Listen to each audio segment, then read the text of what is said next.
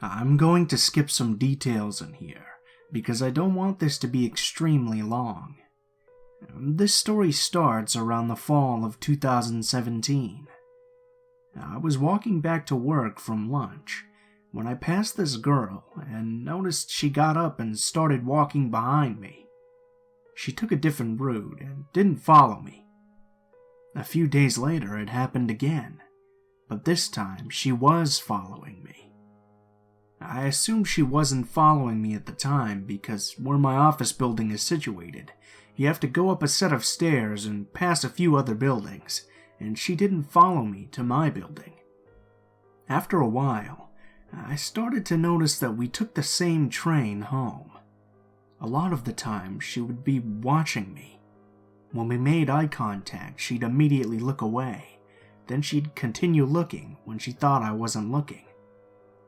There's a Whole Foods across from my office. I went there for lunch a couple of times during the week. I started to see the girl sitting in the window for lunch, and she would almost always get up as soon as I left and walk the same way I did. Around this time, I began to see her more and more frequently. During lunchtime or when I got to the metro, she was almost always there. After a couple of months of this, I started noticing that she would get off at the same station as me sometimes. Sometimes she would walk the same way as me. Once I got to my place, I live in a condo with my brother. She would always pass by, but never follow me up to the entrance.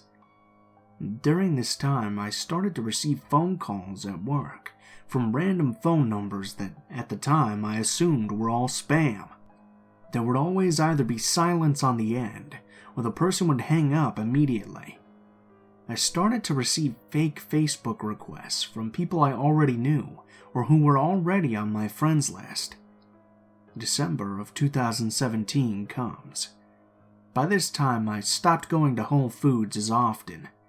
If she gets off at the same station as me, I go into a restaurant or shopping for groceries before I go home. Around this time, an old friend I went to high school with contacts me somewhat out of the blue. She said she wanted to follow me on Instagram. We text a couple of times and I accept her follow request. She contacts me again about a month later from a different number, but this time she's texting me really frequently. I'm talking about every day or every other day. I'm not one to be mean or show when I'm annoyed too often, but after months of this, when she asks me if she's texting me too frequently, I don't hesitate to tell her that she could lay off a bit. She stops for a week or so, then the texting starts frequently again. This whole ordeal should have sent red flags up for several reasons. During this time, she would ask me so many random questions, like what would you do when you were trying to get to know someone? She would ask for selfies, which I declined because I don't like taking pictures of myself, and I would tell her that there are plenty of pictures of me on Facebook. She would ask what I'm doing on the weekends and the names of all my friends on occasion, which I wouldn't tell her because I thought it was weird that she'd want to know all my friends' names. I only sent her a couple of videos of fun things I'd do, but that's about it. August 2018 rolls around. I'm still seeing the creepy girl everywhere during the week. I get pulled into my boss's office. He says that a few coworkers received fake screenshots from Facebook of me talking badly about them. Now, I never post on Facebook, and I would never talk shit about my coworkers on social media. I don't have a grudge with anyone, nor do I know of anyone who has a problem with me. I'm a pretty easygoing guy. I managed to clear things up with everyone involved and still have my job. Of course, my friend is still texting me fairly frequently, and I tell her what happened a couple of days later when I got home from work. I told her I didn't want to get too much into it, but she kept pushing me for details. I finally told her I was going to bed, and she got the message. The more I thought about all the times she texted me, the more uneasy I got. Some things that she said just didn't make sense, especially from the way I remembered her in the past. We had kept in touch over the years, just not as frequently. and we hadn't touched base for a while before I heard from her in December. And a couple of weeks later, I decided to reach out to my friend on Instagram, but the Instagram she last messaged me through wasn't there. However, there was still an Instagram for her that I followed, and that follows me back.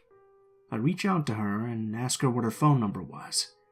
Her phone number was completely different, and it turns out that she was never the one texting me, nor did she request following me on Instagram. I tracked the number, and it turned out to be one of those fake phone number apps. I requested to be blocked from the service, and I never heard from my friend again. After talking about it with my brother and a couple of friends, I'm 100% certain it was that girl that was following me. These things only started after she appeared. The phone calls to my office, the fake Facebook requests. A few days before, I was pulled aside by my boss. My friend texted me and told me she had a weird feeling about me and wanted to make sure I was okay. I just thought she was being weird at the time, and I didn't think too much of it. This whole ordeal is pretty scary when I look back on it, because I sent videos of myself and my address at one point. My friend even confirmed a post my brother made with pictures he tagged of me on Facebook. I was texting a stranger for 8 months about my life, and they also apparently had access to my Facebook page. I still see this girl, since she obviously works in the same area as me. She doesn't follow me around as much, but when she does see me on the metro, she always watches me or sits somewhere she'll be able to make eye contact with me. I'm always careful now if anyone texts me from an unrecognizable phone number, and I'm just paranoid. I know this story might seem a bit all over the place, especially with the conclusion I came of the girl posing as my friend, but I had to get this off my chest.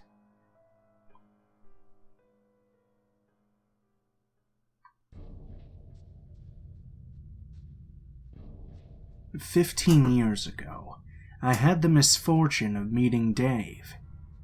I was new to riding the bus to school, and when my first day came, I hopped on and took a seat towards the front. I didn't happen to know anyone on the route, and sat by myself with my headphones in, rocking some now classic Good Charlotte. Back then, I didn't get much attention from the opposite sex, but I could feel eyes burning into the back of my head. I turned a couple of times to look behind me, and that's when I saw Dave. He had light eyes, brown curly hair, and quickly looked away every time I caught him staring. This went on for about a week before he finally said something to me. He told me that I had nice hair and that he liked band t-shirts.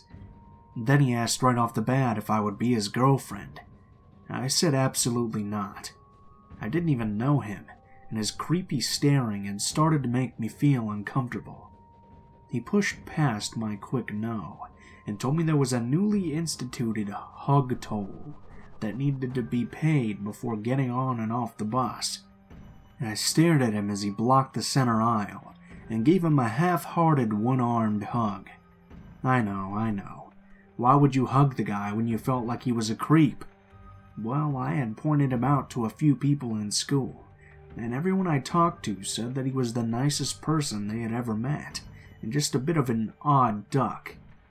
Back then, I was worried about hurting anyone's feelings, or being seen as rude, so I went with it. I have a brother who's on the spectrum. Maybe he was too.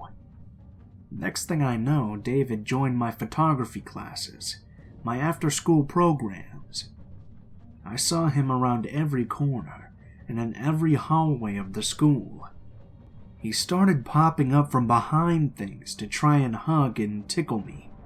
Meanwhile, everyone just kept going on with the chorus of "he's super sweet and just an odd duck."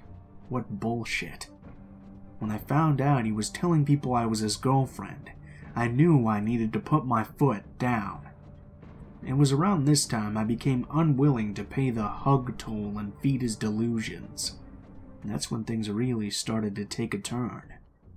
Suddenly, anonymous notes were popping up in my locker. Most of the notes said "always" and nothing else. Some had longer declarations of love, but the always ones got me the most. The simplicity of the message gave me chills. Always. I knew it had to be Dave. My suspicions were confirmed when pictures of me began showing up, along with the notes. The pictures were all taken from a slight distance away, clearly without my knowledge. They were black and white, and developed on the same type of paper we use in photo class. I knew it had to be Dave. Who else could be doing this? I finally got scared, one Sunday afternoon, as I was watching TV in my bed. I heard Dave's voice next to my bedroom window. He said he watched me walk home one day to see where I lived and wanted to stop by for a visit. He said he knew I wouldn't let him in, so I figured he'd just stop by my window to talk. How he knew which window was mine was a thought that chilled me even more. The way this was escalating, I knew I needed to get an adult involved. My mom thought I was just exaggerating. He was just young and infatuated and hormonal according to her. She acknowledged the notes and pictures as weird, but nothing other than some serious infatuation. So I went to an instructor at the school I knew I could talk to and laid it all out on the table. Mr. K had also had David as a student and noticed some of his quirks and obsessive behavior. He didn't doubt my story for a moment. He spoke to Dave's guidance counselor, and they both sat down with Dave and, I assume, told him he was making me uncomfortable and to stop. This pissed Dave right off. He stormed up to me in the lobby of the school with a glass rose in his hand and threw it at the wall behind me. It shattered and he screamed in my face about how I had broken his heart, just like the rose.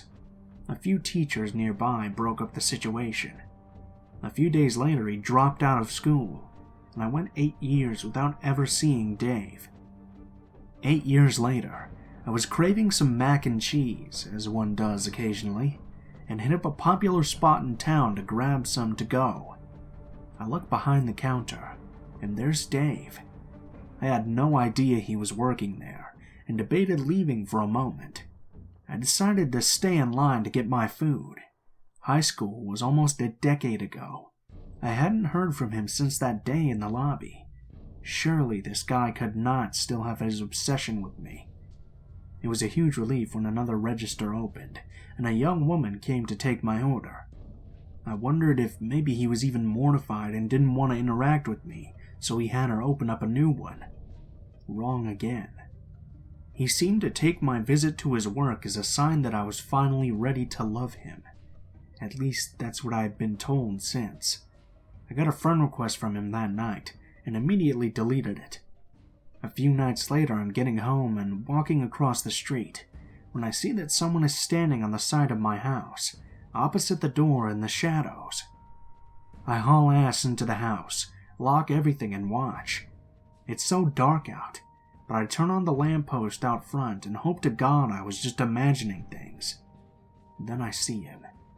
He slinks from the side of the house, trying to stay in the shadows, and runs across the street and towards the house he grew up in. Unfortunately for him, I saw his stupid curly brown hair. I called the police and reported this, but of course there wasn't much they could do. There was no proof. He hadn't approached me or tried to get in. It couldn't be proven that it was him. They did agree to keep someone on lookout in the area, and I saw police patrolling more than usual the following nights. Eventually the police patrol died down, and that's when the late-night knocking began. I could hear it softly on the windows, and occasionally on the back door, but I never dared to answer or get close enough to look. It wasn't every night, only 2 or 3 nights a week. The police never seemed close enough in the area when it happened to catch him. A couple of weeks after the knocking began, I received an envelope wedged into my screen door. It was full of the creepy candid pictures from high school, and another note that said always. I had had enough, and didn't know what to do. I went out to my car to drive everything down to the police. I don't care if I couldn't prove it was him. I just wanted to have some official record of what was happening to me. That's when I saw the word always carved into my back bumper. I lost it, breaking down in heavy sobs as I drove to the police station.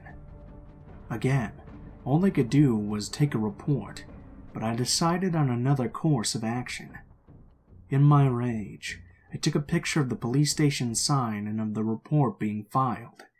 I sent them to Dave over Facebook Messenger, and I told him to leave me the fuck alone. That the police were involved, and he didn't want to ruin his life this way. He simply responded, "You're right," and disappeared.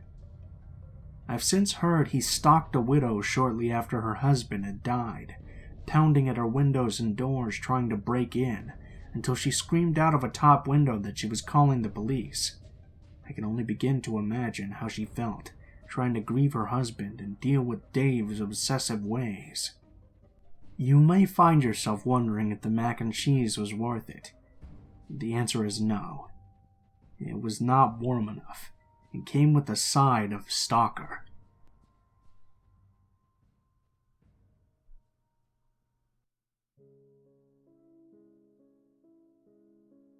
This story takes place some time ago. I was around 13 years old at the time.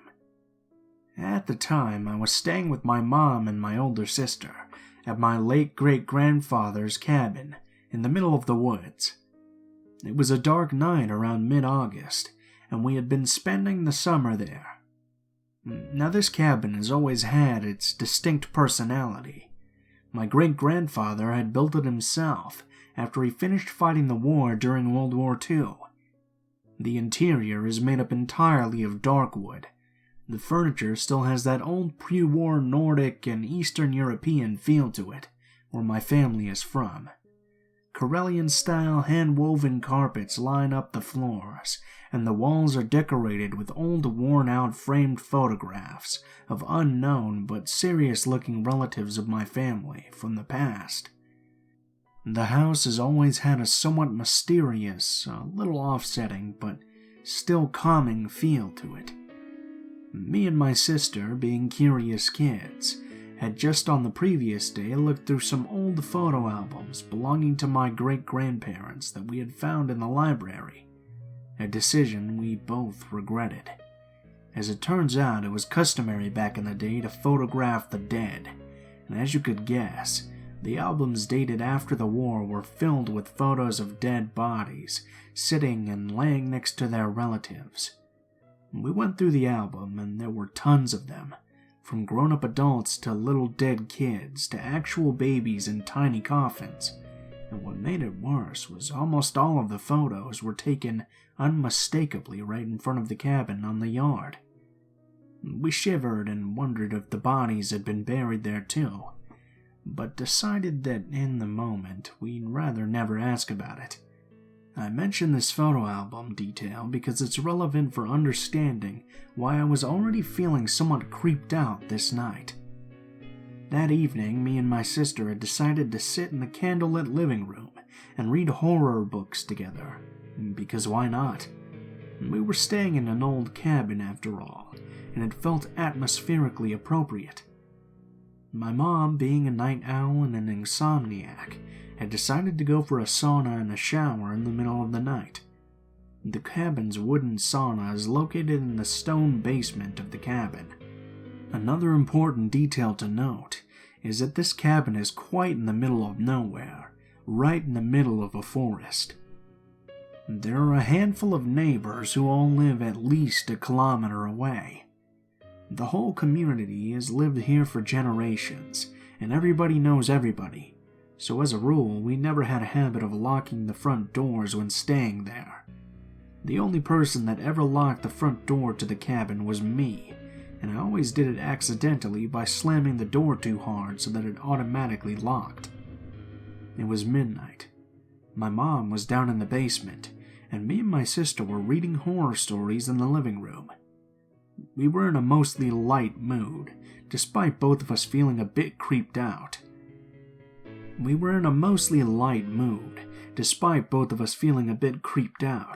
When suddenly out of nowhere we hear a faint knocking at the front door. We both jumped up. We barely ever had visitors during the day, and nobody has ever showed up unannounced during the night to this place.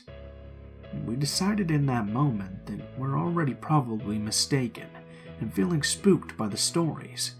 It must just be the wind that was making the noise. But no, the faint knocking came again, and then a louder knocking followed. We realized that undeniably there had to be somebody out there, and they wanted to get in. In horror, we both ran to the kitchen to grab something to defend ourselves with. I grabbed the biggest kitchen knife I could find, and we had a quick chat with my sister on whether we should go to the basement to get our mom. The knocking continues, and this time whoever it was wasn't knocking on the door anymore, but they had moved to the curtain-covered window next to the door to knock on it instead. My adrenaline kicked in, and I was feeling a little braver, so we decided to walk slowly towards the front door, and I took a peek out the window. I moved the curtain slightly to the side to take a look. However, I see nothing but darkness. I close the curtain and turn to my sister, when suddenly somebody tries to pull the door open aggressively. We both flinch, but thankfully, as I was the last person to enter the cabin that evening, the door was locked. At this point in time, it's just us, 2 kids with kitchen knives, and some strange person trying to get into our cabin in the middle of the night. The only thing separating us was an old wooden door. At this point, we've had enough spooks, so my sister runs down to get my mom to the basement, as I stand shaking by the door holding a big-ass knife. I hear footsteps on the front porch, but no more knocking or attempts to open the door. My mom comes upstairs, and she seems to be in disbelief that anyone would be trying to get in at this hour. We all stay in the living room, waiting for more sounds, but an hour passes by and we hear nothing. Suddenly, we hear a loud, panicked knocking on the door. We all jump up at the sound, and my mom goes rapidly to the window to open the curtain and check who it is. Suddenly, upon seeing who it is, she mutters, "What the?" and slowly opens the door. We hear her exchange a conversation with a woman whose voice is familiar. We walk over to check who it is, and realize that it's our aunt, my mom's sister, who lives on the other side of the country, standing in our front porch in the middle of the night. She looks scared and panicked, and my mom keeps apologizing to her. "No, you can't stay here. I'll order you a taxi to somewhere safe," and closes the door. After some time, we see a taxi arrive and watch her leave with it. Our mom double-checks that the door is locked and comes over to us looking worried. We asked her about what happened, and she told us that her sister had told her that there had been some dispute, and now she was being chased by a handful of dangerous and angry men that wanted to kill her and were trying to track her down. She'd been trying to run and hide from them for 2 days straight now. She's always lived a kind of wild life, but this was something completely new. The part of this story that really brought me the chills is that the aunt claims that she had just arrived at our front porch that very moment when we all heard the panicked knocking on the door.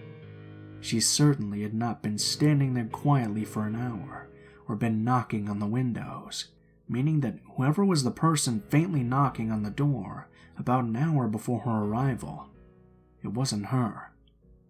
We have no idea who it was or what their intentions were, but I know that given the extraordinary circumstances, I would reckon it was likely one of the men that was trying to track her down.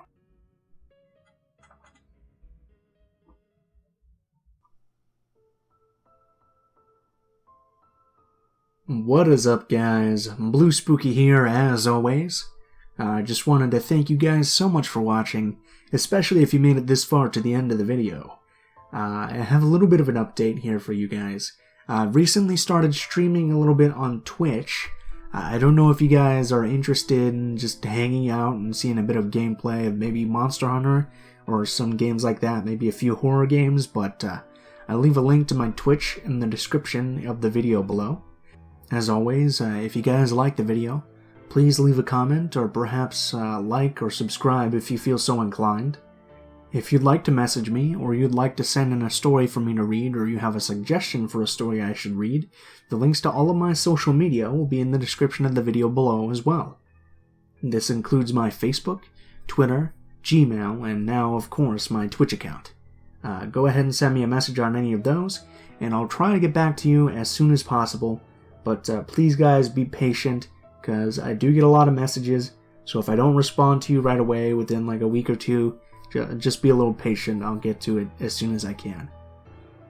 If you do decide to send in a story, please be sure to include in the description of the email or message what the name of the story is, what the category of the story is, and how you would like to be credited in the video that the story appears in.